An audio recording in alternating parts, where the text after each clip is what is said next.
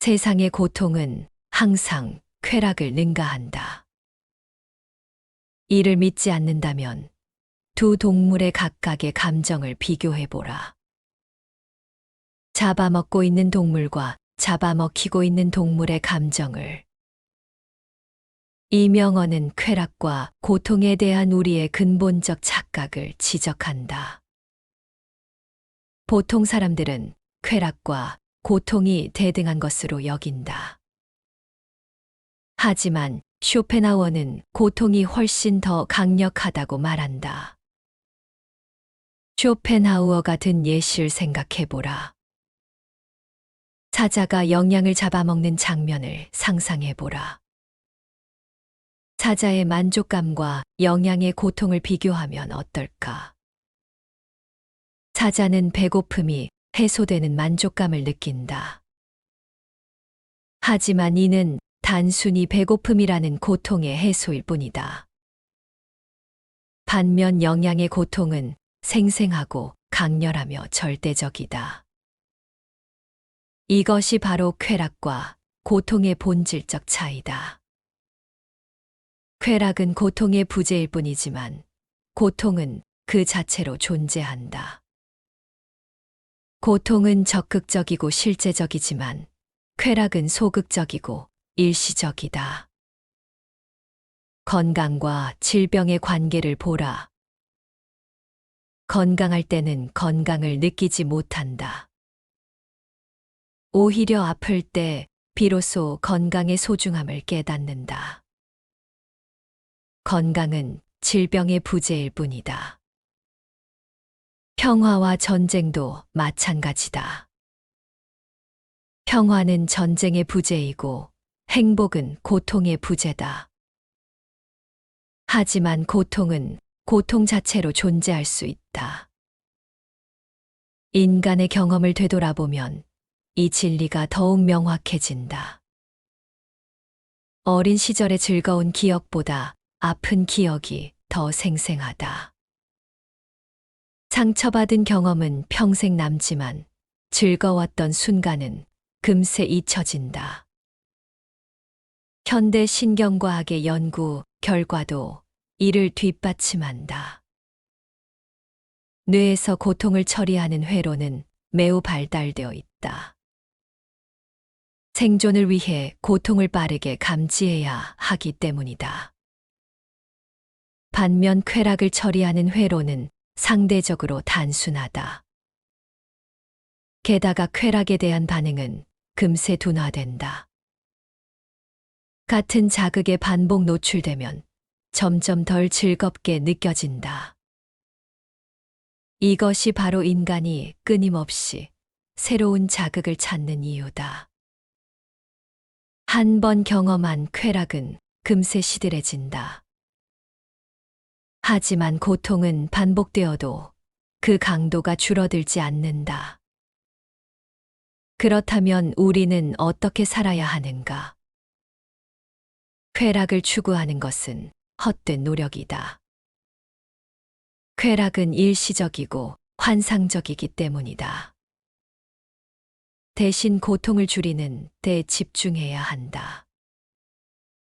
불필요한 욕망을 줄이고 마음의 평정을 기르는 것이다. 현재 순간에 만족하는 법을 배우는 것이다. 부처님께서도 같은 통찰을 주셨다. 쾌락을 추구하는 것은 고통을 증가시킬 뿐이다. 진정한 행복은 고통의 소멸에서 온다. 인간의 삶은 어떤 종류의 실수임에 틀림없다. 이보다 더 직설적이고 충격적인 진실이 있을까? 인간이 이 세상에 태어난 것 자체가 실수라는 극단적 선언이다. 하지만 이 안에는 깊은 철학적 통찰이 담겨 있다. 우리 중 누구도 태어나고 싶다고 요청한 적이 없다. 동의도 구하지 않았고 선택권도 주어지지 않았다. 어느 날 갑자기 이 세상에 던져진 것이다. 태어나는 순간부터 우리는 고통받을 운명에 처한다. 배고픔, 갈증, 추위, 더위, 질병, 늙음, 죽음. 이 모든 고통이 태어남과 함께 시작된다. 의지를 가진 존재로 태어나는 것 자체가 저주다. 의지는 끊임없이 무언가를 갈망한다. 하지만 이러한 갈망에는 끝이 없다. 하나의 욕구가 충족되면 또 다른 욕구가 생겨난다. 마치 목마른 사람이 바닷물을 마시는 것과 같다. 바닷물을 마실수록 갈증은 더욱 심해진다. 욕망도 마찬가지다. 욕망을 충족시킬수록 더 큰 욕망이 생겨난다. 이러한 구조에서 볼 때 인간의 삶은 영원히 만족할 수 없는 갈망의 연속이다. 현대 사회를 보라. 사람들은 더 많은 것을 원한다. 더 큰 집, 더 좋은 차, 더 많은 돈, 더 높은 지위. 하지만 얻을수록 더 많이 원하게 된다. SNS를 통해 남들과 비교하며 상대적 박탈감을 느낀다. 끝없는 경쟁 속에서 만족을 잃어간다. 이것이 바로 태어남의 저주다. 그렇다면 태어나지 않았다면 어땠을까? 고통도 없었을 것이고 갈망도 없었을 것이다. 평화로운 무의 상태로 남아 있었을 것이다. 이런 관점에서 보면 태어남은 분명 실수다. 존재하지 않는 것이 존재하는 것보다 낫다. 무의 평화가 삶의 고통보다 낫다. 하지만 이미 태어난 우리는 어떻게 해야 하는가? 후회해봤자 소용없다. 이미 벌어진 일을 되돌릴 수는 없다. 쇼펜하우어는 이 진실을 받아들이라고 말한다. 태어남이 실수라는 것을 인정하되 절망하지는 말라는 것이다. 오히려 이 깨달음이 해방의 시작이다. 태어남이 실수라는 인식은 우리를 겸손하게 만든다. 더 이상 불가능한 꿈을 꾸지 않게 한다. 완전한 행복, 영원한 만족, 절대적 성공 같은 환상에서 벗어나게 한다. 대신 이 제한된 조건 안에서 최선을 다할 수 있다. 고통을 최소화하고 지혜를 키우며 타인에게 연민을 베푸는 삶을 살 수 있다. 이것이야말로 태어난 존재가 할 수 있는 최선이다. 삶은 고통과 권태 사이를 진자처럼 앞뒤로 흔들린다. 이 유명한 명언은 인간 존재의 근본적 딜레마를 정확히 포착한다. 우리의 모든 삶이 이 두 극단 사이에서 벌어진다. 벗어날 수 없는 진자 운동이다. 진자를 생각해보라. 끝없이 좌우로 움직이며 결코 정지하지 않는다. 외부의 힘이 작용하지 않는 한 영원히 계속된다. 인간의 삶도 마찬가지다. 고통의 상태에 있을 때 우리는 무엇을 하는가? 그 고통에서 벗어나기 위해 온갖 노력을 기울인다. 배고프면 음식을 찾고, 외로우면 사람을 찾으며, 불안하면 안전을 추구한다. 이런 노력을 통해 마침내 고통에서 벗어났다고 하자. 그러면 과연 행복해지는가? 잠시 만족감을 느낄 뿐, 곧 새로운 문제가 생긴다. 바로 권태라는 것이다. 더 이상 원할 것이 없고 할 일이 없으며 목표가 사라진 상태. 권태는 고통과는 다른 종류의 괴로움이다. 고통은 적어도 명확한 원인이 있다. 하지만 권태는 원인도 모호하고 해결책도 불분명하다. 부자들을 살펴보라.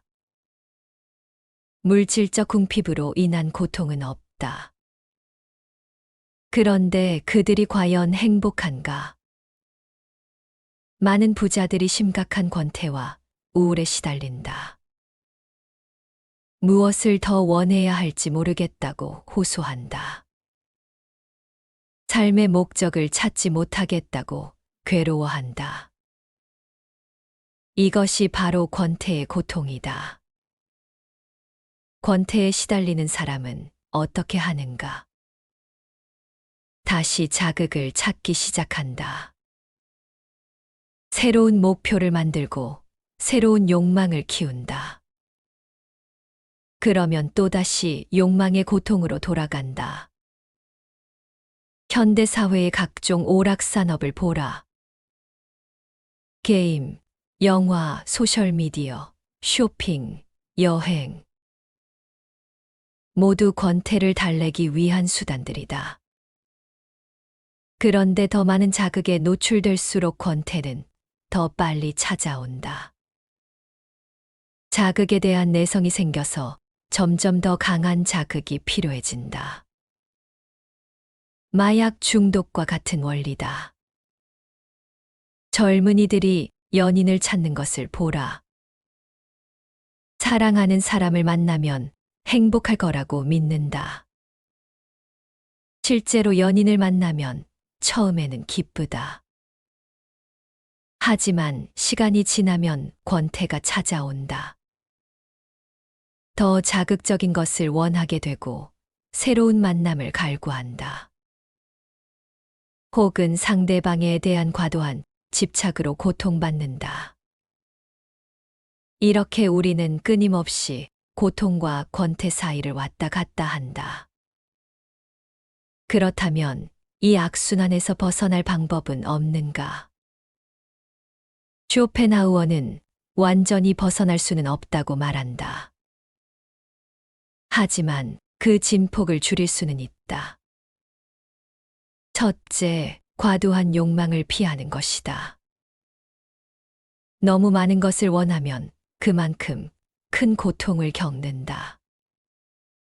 적당한 수준에서 만족하는 법을 배워야 한다. 둘째, 권태를 견디는 능력을 기르는 것이다. 권태가 찾아와도 즉시 자극을 찾으려 하지 말라. 권태 자체를 성찰의 기회로 삼아라. 권태는 우리에게 진정한 자신과 만날 기회를 준다. 외부의 자극에 의존하지 않고도 내면의 평화를 찾을 수 있다. 이것이야말로 진정한 자유다. 고통은 삶의 본질적이므로 외부로부터 우리에게 흘러들어오는 것이 아니라 누구나 자신 안에 그 영원한 근원을 지니고 다닌다.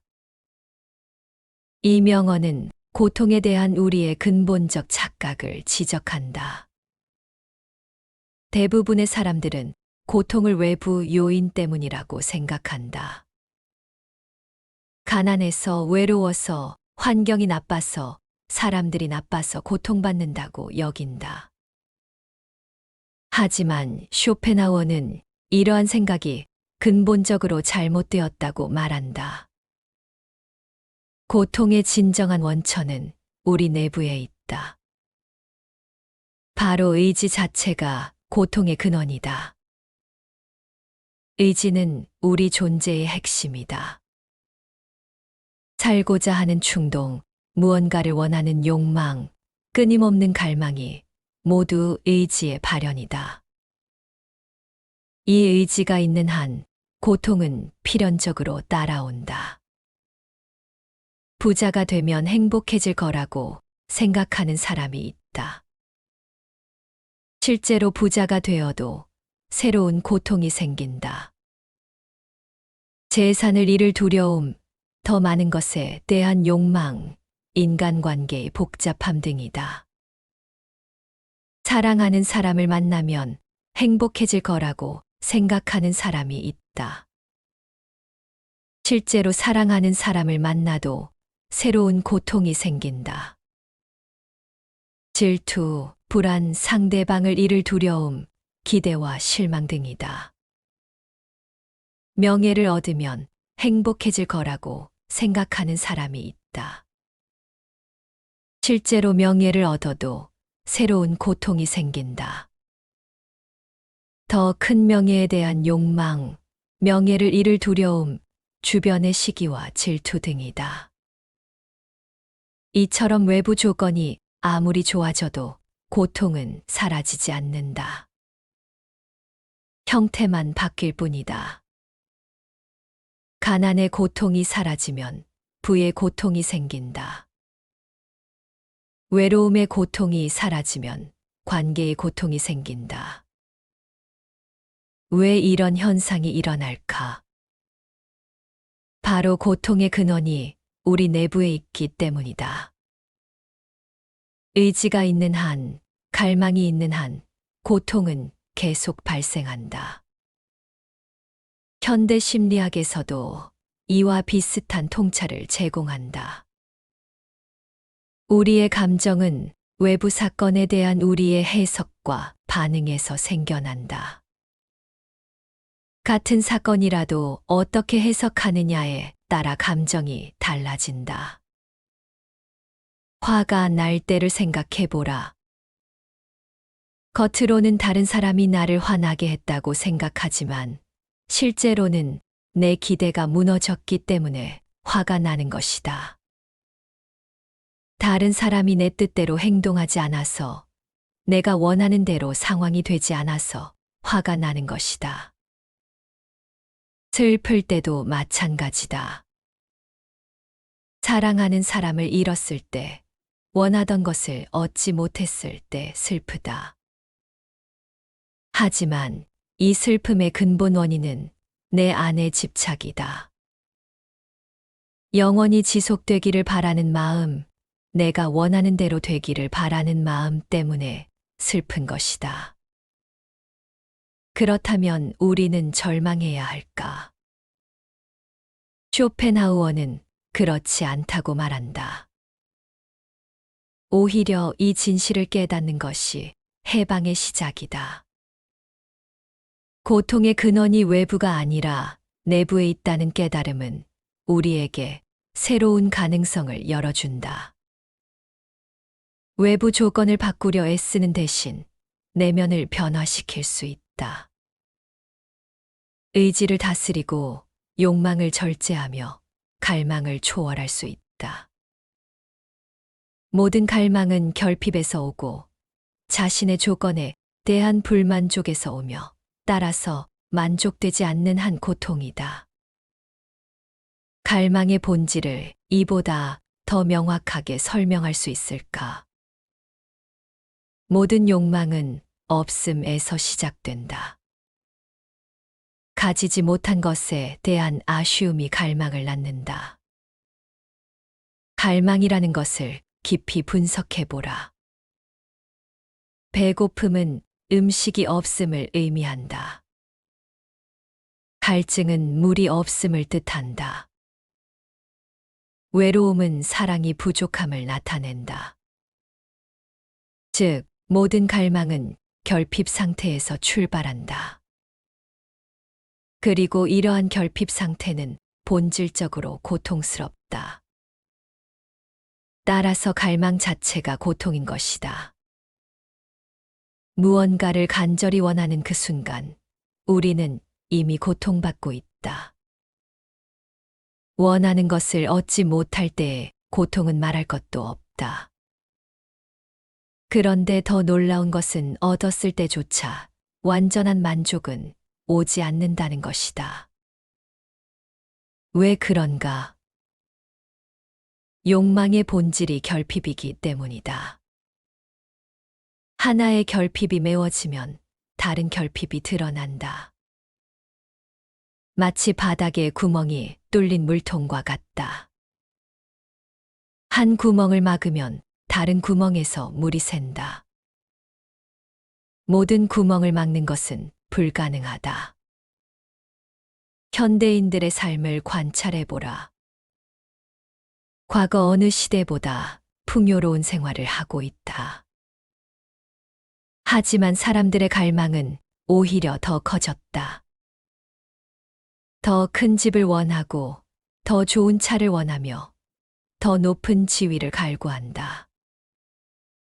SNS를 통해 남들의 삶을 엿보며 상대적 박탈감을 느낀다. 끝없는 비교와 경쟁 속에서 만족을 잃어간다. 어떤 이는 명품을 소유하면 만족할 거라고 생각한다. 실제로 명품을 사면 잠시 기쁘다. 하지만 곧 더 비싼 명품을 원하게 된다. 어떤 이는 유명해지면 행복할 거라고 여긴다. 실제로 유명해지면 처음에는 즐겁다. 하지만 곧 더 큰 명성을 갈구하게 된다. 어떤 이는 완벽한 연인을 만나면 모든 문제가 해결될 거라고 믿는다. 하지만 완벽한 연인은 존재하지 않는다. 설령 이상적인 사람을 만나더라도 새로운 불만이 생긴다. 이렇게 갈망은 끝이 없다. 하나가 충족되면 또 다른 갈망이 생겨난다. 마치 사막에서 신기루를 쫓는 것과 같다. 그렇다면 우리는 어떻게 살아야 하는가? 갈망을 완전히 제거할 수는 없다. 하지만 갈망의 본질을 깨달을 수는 있다. 갈망 자체가 고통이라는 것을 인정하면 우리는 욕망에 덜 집착하게 된다. 원하는 것을 얻지 못해도 크게 좌절하지 않는다. 얻었을 때도 과도하게 기뻐하지 않는다. 현실적으로 모든 욕망을 제거할 수는 없다. 생존을 위한 기본적 욕구는 충족해야 한다. 하지만 과도한 욕망은 줄일 수 있다. 더 중요한 것은 욕망과 거리를 두는 것이다. 욕망을 관찰하되 동일시하지 않는 것이다. 아, 내가 지금 무언가를 간절히 원하고 있구나라고 알아차리는 것이다. 이러한 마음 챙김을 통해 우리는 욕망의 노예가 되지 않을 수 있다. 갈망은 여전히 일어나지만 그것이 우리를 지배하지는 못한다.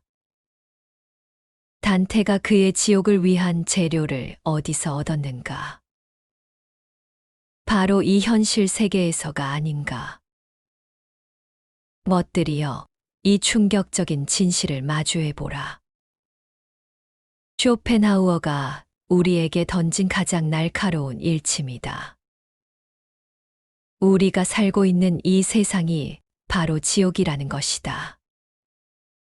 단테의 신곡을 읽어본 이들은 안다. 그 지옥의 끔찍함을, 그 고통의 참혹함을. 그런데 쇼펜하우어는 말한다. 그 모든 상상의 고통들이 바로 여기, 현실에서 나온 것이라고. 가난에 허덕이는 사람들을 보라. 질병에 시달리는 이들을 보라. 사랑하는 사람을 잃고 절망하는 자들을 보라. 배신당하고 절망에 빠진 자들을 보라. 이 모든 것이 단테의 지옥보다 더 생생하고 더 참혹하다. 단테는 상상으로 지옥을 그렸지만 우리는 그 지옥을 직접 살고 있다. 매일매일 지옥의 고통을 체험하고 있다. 전쟁터에서 죽어가는 병사들, 가족을 잃고 울부짖는 어머니들, 굶주림에 쓰러져가는 아이들, 외로움에 자살하는 청년들. 이 모든 것이 현실이다. 상상이 아니라 우리가 매일 목격하는 현실이다. 그래서 쇼펜하우어는 말한다. 이 세상이야말로 진짜 지옥이라고. 사람들은 천국을 꿈꾸며 살아간다. 하지만 이미 지옥에 살고 있다는 것을 깨닫지 못한다. 아니, 깨닫고 싶어 하지 않는다. 그 진실이 너무 끔찍하기 때문이다. 현대 사회를 보라. 겉으로는 문명이 발달했다고 자랑한다. 하지만 우울증, 불안장애, 자살률은 계속 증가한다. 물질적 풍요 속에서도 정신적 지옥을 살고 있다. 경쟁의 압박, 성과의 스트레스, 인간관계의 갈등. 이 모든 것이 현대판 지옥의 모습이다. 단테가 상상했던 지옥보다 더 정교하고 더 참혹하다. 부처님께서도 이 세상을 사바세계라고 하셨다. 참을 만한 세상이라는 뜻이다. 참을 만하다는 것은 견딜 만하다는 뜻이다. 즉, 본질적으로 고통스럽다는 것이다. 쇼펜하우어의 이 통찰을 받아들이는 것이 절망을 의미하지는 않는다. 오히려 현실을 정확히 인식하는 것이다. 지옥 같은 현실을 인정할 때 비로소 그것을 극복할 수 있는 길이 열린다. 고통을 부정하고 회피하려 하는 한 우리는 영원히 지옥에 갇혀 있을 것이다. 하지만 고통을 받아들이고 그 본질을 통찰할 때 해방의 길이 보인다. 우리는 우리의 삶을 무에 축복받은 평안 속에서 쓸데없이 방해받는 에피소드로 간주할 수 있다. 이 극단적인 명언은 존재에 대한 쇼펜하우어의 근본적 회의를 보여준다. 삶이 무의미하다는 것을 넘어서 삶 자체가 방해물이라는 것이다. 무의 평안을 깨트리는 불필요한 간섭이라는 것이다. 무의 상태를 생각해보라. 아무것도 없는 상태, 아무런 욕망도 고통도 없는 상태. 걱정도 없고 두려움도 없고 좌절도 없는 상태. 이것이야말로 진정한 평안이다. 그런데 우리는 어느 날 갑자기 이 평안한 무의 상태에서 끌려나왔다. 태어나면서 욕망과 고통의 세계에 던져진 것이다. 마치 평화로운 잠에서 악몽 같은 현실로 깨어난 것과 같다. 쇼펜하우어는 이런 비유를 든다.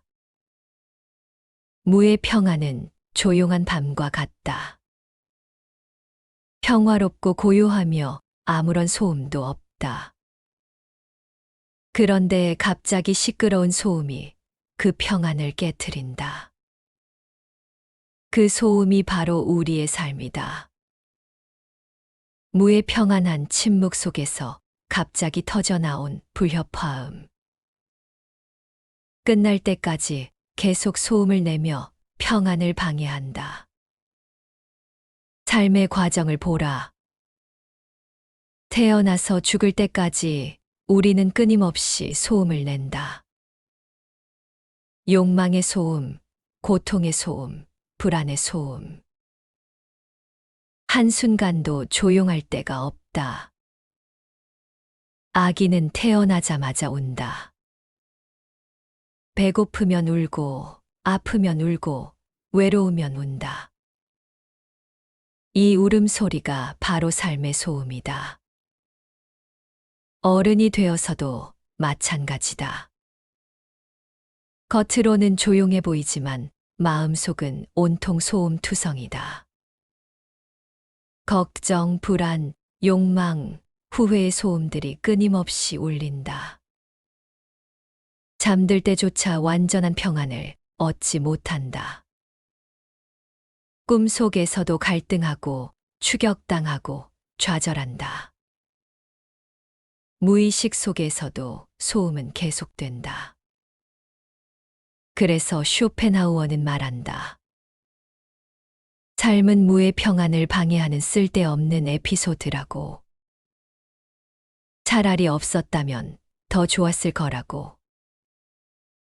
이런 관점에서 보면 죽음은 해방이다. 다시 무의 평안한 상태로 돌아가는 것이다. 시끄러운 소음이 드디어 멈추는 것이다. 하지만 살아있는 동안에도 이런 평안을 맛볼 수 있다. 깊은 명상에 들어갔을 때, 모든 생각이 멈췄을 때, 아름다운 예술에 완전히 몰입했을 때, 이런 순간에는 잠시 무의 평안을 경험할 수 있다. 이것이 바로 쇼펜하우어가 말하는 의지의 부정이다. 끊임없이 소음을 내는 의지를 잠시 멈추는 것이다. 그때 우리는 무의 축복받은 평안을 경험할 수 있다. 이상으로 쇼펜하우어의 고통에 대한 지혜를 살펴보았습니다. 그의 통찰은 우리에게 현실을 있는 그대로 바라보고 그 안에서 진정한 평화를 찾는 길을 보여줍니다. 고통을 피하려고만 하지 말고 고통을 통해 배우고 성장하십시오. 끊임없는 욕망의 추구보다는 현재 순간의 평온함을 기르십시오. 그리고 무엇보다도 모든 존재가 이 같은 고통의 구조 안에 있다는 것을 기억하여 서로에게 연민과 사랑을 베푸십시오. 이것이 바로 쇼펜하우어가 우리에게 전하고자 한 궁극적인 메시지입니다. 고통을 이해함으로써 고통을 넘어서고 의지를 부정함으로써 진정한 자유를 얻으라는 것입니다.